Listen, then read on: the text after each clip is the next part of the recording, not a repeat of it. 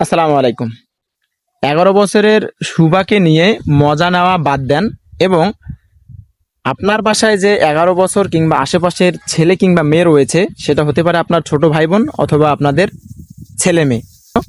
আপনারা চেষ্টা করেন যে আপনাদের বাসায় বাড়িতে যে ছোট ছেলেমেয়েরা রয়েছে তাদেরকে নিয়ে একটু কেয়ার করা। কেননা 11 বছরের শুভা যদি এরকম অন্যায় কাজের সাথে জড়িত হতে পারে, আপনার বাসায় বাড়িতে কিংবা আমার বাসায় বাড়িতে থাকা যে ছেলে মেয়েটি রয়েছে সেও কিন্তু এই ধরনের অন্যায় কাজে জড়িত হতে পারে। তাই আমাদের উচিত যে শুভাকে নিয়ে মজা না করে আমাদের বাসার বাড়িতে যে ছোট ছেলেমেয়েরা রয়েছে তাদের দিকে খেয়াল রাখা, যাতে তারা ভবিষ্যতে এই ধরনের অন্যায়ের সাথে জড়িত না হয়। তাদেরকে চোখে চোখে রাখা আমাদের উচিত।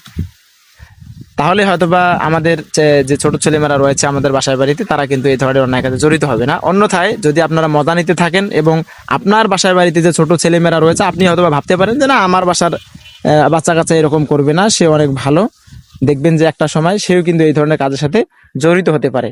তাই আপনারা আপনাদের বাসার বাড়িতে থাকা যে ছোট ছেলে মেয়েরা রয়েছে তাদের প্রতি আপনারা অবশ্যই কেয়ার করবেন, যাতে তারা এই ধরনের অন্যায় কাজের সাথে জড়িত না হয়। ধন্যবাদ।